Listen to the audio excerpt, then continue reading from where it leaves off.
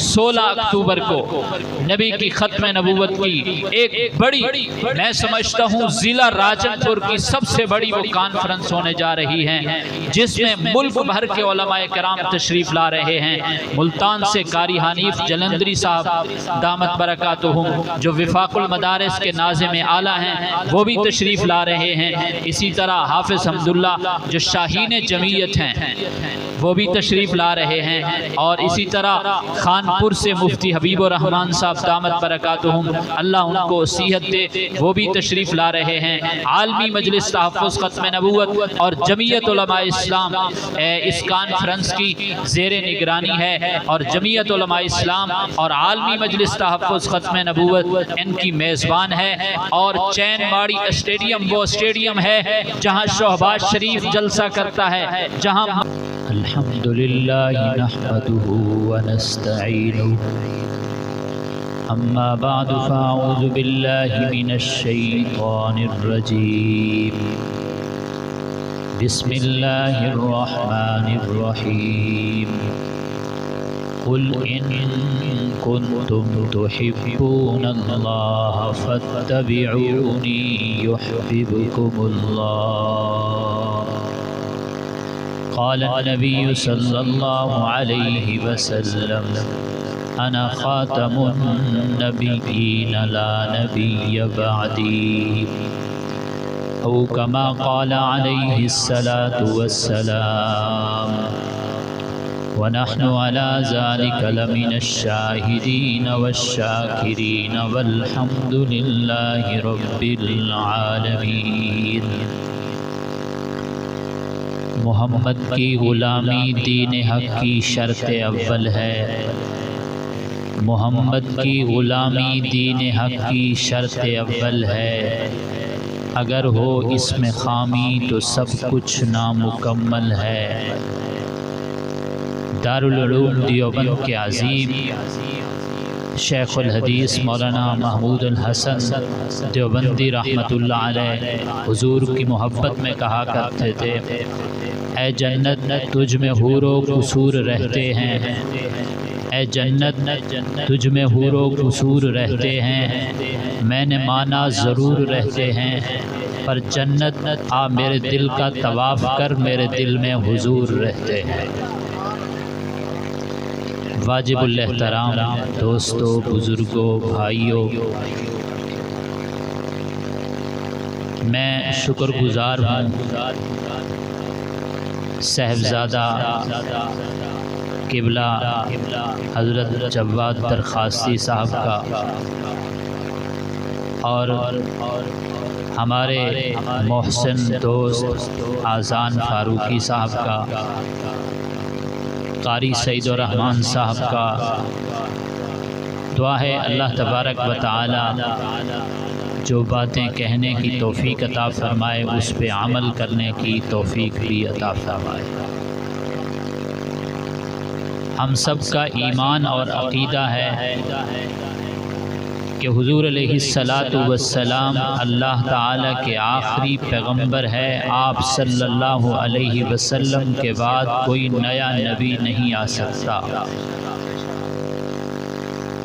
اس عقیدے پر میں اور امت مسلمہ کا عقیدہ ہے کہ قیامت تو آ سکتی ہے، کوئی نیا نبی نہیں آ سکتا، قیامت تو آ سکتی ہے، کوئی نیا نبی نہیں آ سکتا، قیامت تو آ سکتی ہے، کوئی نیا رسول نہیں آ سکتا، قیامت تو آ سکتی ہے، کوئی نئی کتاب نہیں آ سکتی، قیامت تو آ سکتی ہے، لیکن کوئی نیا پیغمبر نہیں آ سکتا۔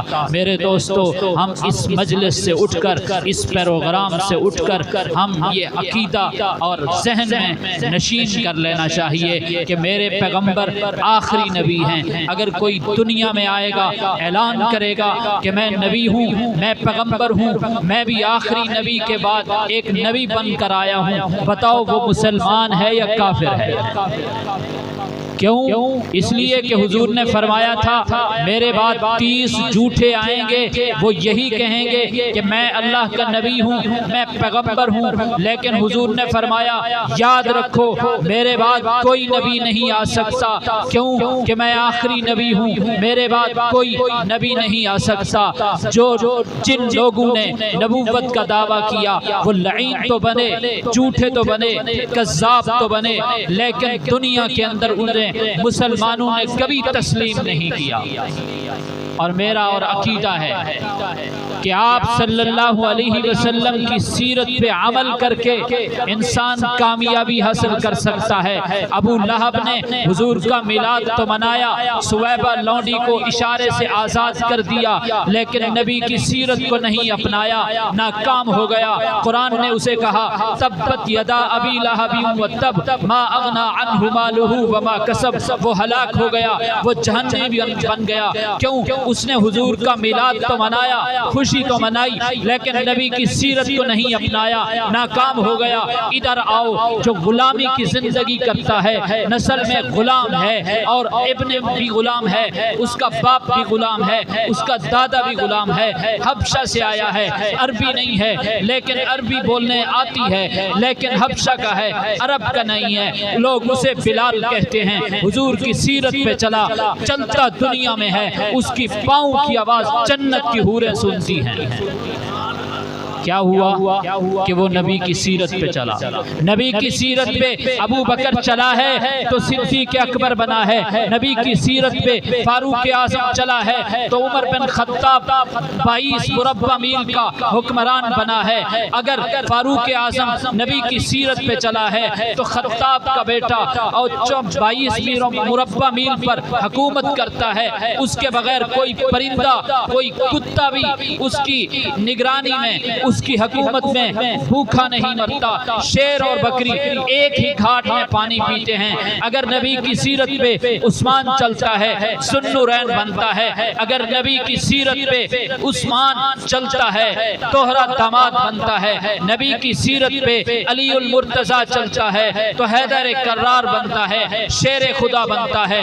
نبی کی سیرت پہ اگر امیر معاویہ چلتا ہے تو 64 لاکھ مربع میل کا حکمران بنتا ہے۔ آخری بات، عقیدہ ختم نبوت کے تحفظ کے لیے وعدہ کرو کہ ہم جان بھی لٹائیں گے، مال بھی لٹائیں گے، اور عقیدہ ختم نبوت کے تحفظ کے لیے قادیانی مصنوعات کا بائیکاٹ کریں گے، شیزان کا بائیکاٹ کریں گے، اور اس کے ضمن میں ایک اہم اعلان کرنے جا رہا ہوں۔ 16 اکتوبر بروز جمعرات کو بعد نماز مغرب چین ماڑی اسٹیڈیم یونیورسٹی میں ایک بہت بڑی تحفظ ختم نبوت کانفرنس ہونے جا رہی ہے۔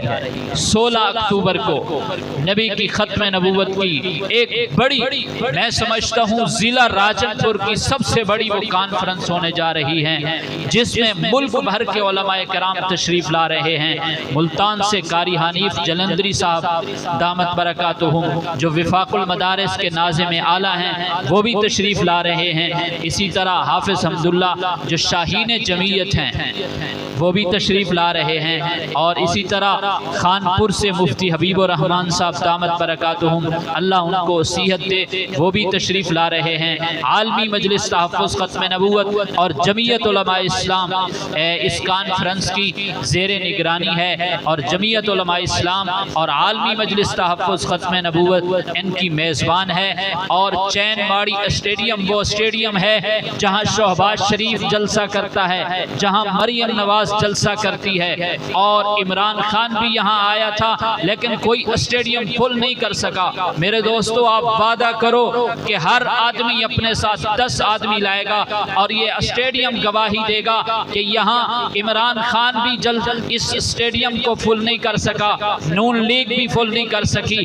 میں اور اسٹیڈیم گواہی دینے پہ مجبور ہو جائیں کہ اگر اگر اس اسٹیڈیم کو کسی نے فل کیا ہے تو تاجدار ختم نبوت کے جیالو نے کیا ہے۔ کوشش کرو گے، محنت کرو گے، 16 اکتوبر کی شام بروز جمعرات بعد نماز مغرب چین ماڑی اسٹیڈیم میں ہم سب نے ادا کرنی ہے۔ اللہ تبارک و تعالی اس عظیم الشان کانفرنس کو کامیاب فرمائے۔ حضرت مفتی صاحب تشریف لائے۔